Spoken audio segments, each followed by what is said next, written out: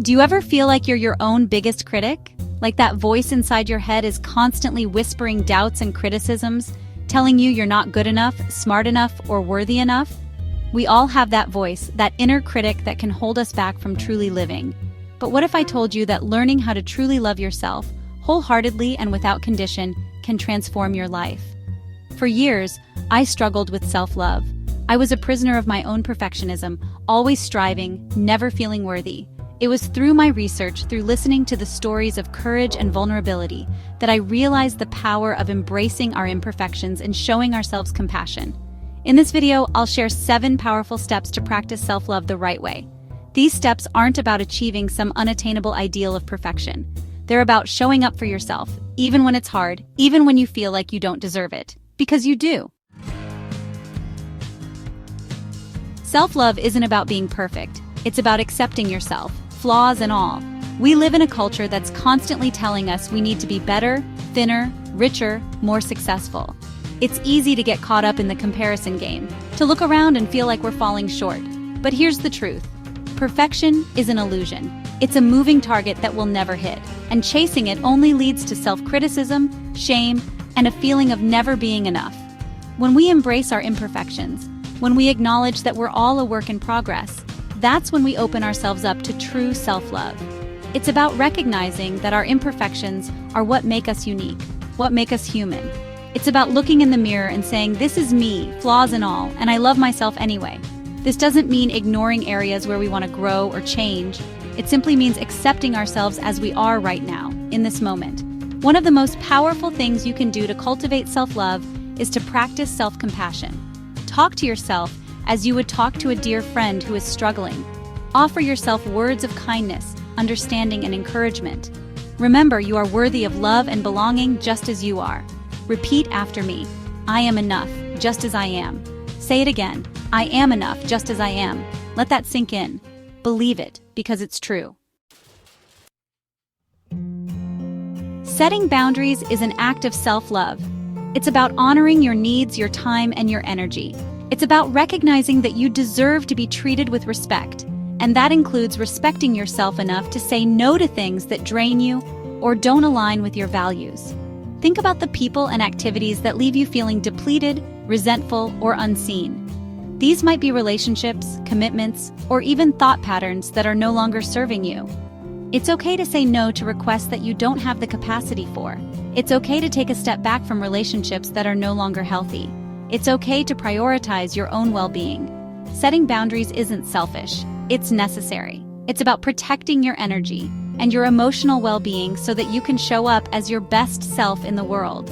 When you set boundaries, you're sending a powerful message to yourself and to others, that you are worthy of respect, that your needs matter, and that you are not afraid to prioritize your own well-being. Start by identifying small ways you can set boundaries in your daily life. Maybe it's saying no to an extra commitment when you're already feeling overwhelmed. Maybe it's setting aside time for yourself each day, even if it's just for 15 minutes. Remember, boundaries are not about building walls to keep people out. They're about creating healthy space for yourself to thrive. Our thoughts have incredible power. They shape our beliefs, our actions, and ultimately, our reality. When we're constantly bombarded with negative self-talk, those critical, judgmental thoughts that chip away at our self-worth, it can be hard to see ourselves and our potential clearly. But here's the good news. We have the power to change the way we talk to ourselves. Positive self-talk isn't about denying our struggles or pretending everything is perfect. It's about choosing to focus on the good, on our strengths, and on the possibilities that lie ahead. It's about replacing those negative, self-defeating thoughts with affirmations, with words of kindness, encouragement, and belief in ourselves. Instead of saying, I'm not good enough, try saying, I'm growing and learning every day. Instead of saying, I'm a failure, try saying, I am capable of overcoming challenges. These small shifts in language might seem insignificant at first, but over time, they can have a profound impact on our self-esteem and our outlook on life. When you catch yourself engaging in negative self-talk, pause, acknowledge the thought, and then choose to reframe it in a more positive and compassionate light. Remember, you are not your thoughts. You have the power to choose which thoughts you want to believe and which ones you want to let go of. Self-care isn't selfish, it's essential. It's about recognizing that you can't pour from an empty cup. When we prioritize our physical, emotional, and mental well-being, we're better equipped to handle life's challenges, to show up for ourselves and others, and to live a more fulfilling and joyful life. Self-care looks different for everyone. It's about finding what nourishes your mind, body, and soul. Maybe it's taking a long bath, reading a good book, spending time in nature, or listening to your favorite music. Maybe it's moving your body, eating nourishing food, or getting enough sleep. Maybe it's connecting with loved ones, pursuing a hobby, or simply taking some time for quiet reflection. The key is to find what works for you and to make it a non-negotiable part of your routine. When you make self-care a priority, you're sending a powerful message to yourself that you are worthy of being cared for, that your well-being matters, and that you are committed to showing up for yourself. Start by incorporating small acts of self-care into your day, even if it's just for a few minutes. Take a break to stretch, listen to an uplifting song, or savor a cup of tea. Remember, self-care isn't a luxury, it's a necessity. Chapter 5. In the hustle and bustle of everyday life, it's easy to get caught up in the to-do list, to focus on what we haven't accomplished yet, and to minimize our successes. But taking the time to celebrate our wins, no matter how small, is crucial for cultivating self-love. When we acknowledge our accomplishments, we're reinforcing positive self-beliefs, boosting our confidence, and reminding ourselves that we're capable of achieving great things. It's about shifting our focus from what we haven't done to what we have accomplished, from our shortcomings to our strengths. Did you get out of bed today despite feeling low? That's a win. Did you cook a healthy meal instead of ordering takeout? That's a win. Did you face a fear or step outside of your comfort zone? That's a huge win. Often we wait for the big milestones to celebrate, but true joy comes from finding the extraordinary in the ordinary, from appreciating the small victories that make up our lives. So how can we celebrate our wins in a way that feels authentic and meaningful? It doesn't have to be anything grand or elaborate. Maybe it's treating yourself to your favorite coffee, taking a few minutes to savor a moment of accomplishment, or simply writing down your wins in a gratitude journal. Chapter 6. The people we surround ourselves with and the environments we spend our time in have a profound impact on our well-being. If we're constantly surrounded by negativity, criticism, or judgment, it can be difficult to cultivate self-love. On the other hand, when we surround ourselves with positivity, with people who uplift and inspire us, who believe in our potential and support our growth, it becomes easier to see ourselves and our worth through a more compassionate lens.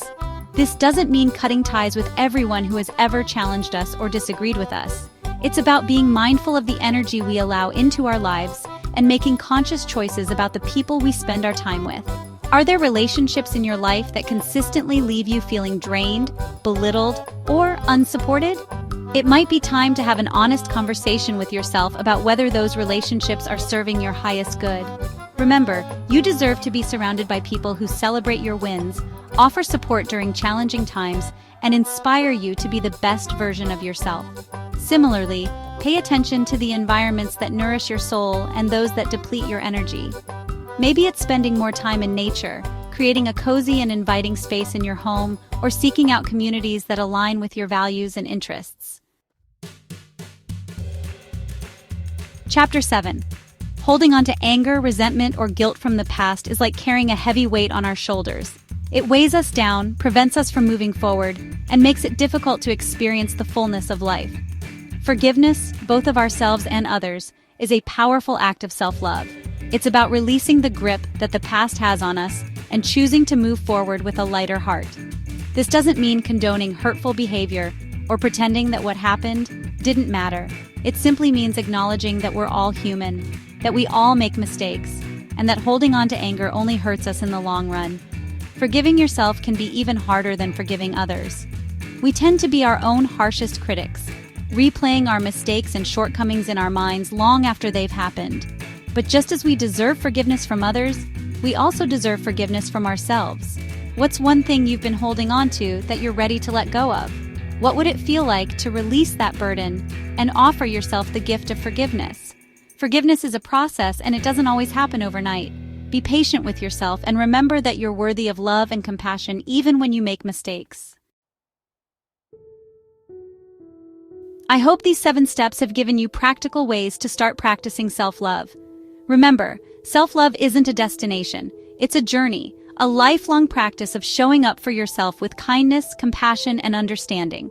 It's about embracing your imperfections, setting healthy boundaries, and celebrating your wins. It's about surrounding yourself with positivity and practicing forgiveness, both of yourself and others.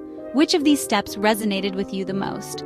What's one thing you can commit to doing today to cultivate more self-love in your life? Share your thoughts and experiences in the comments below. I'd love to hear from you.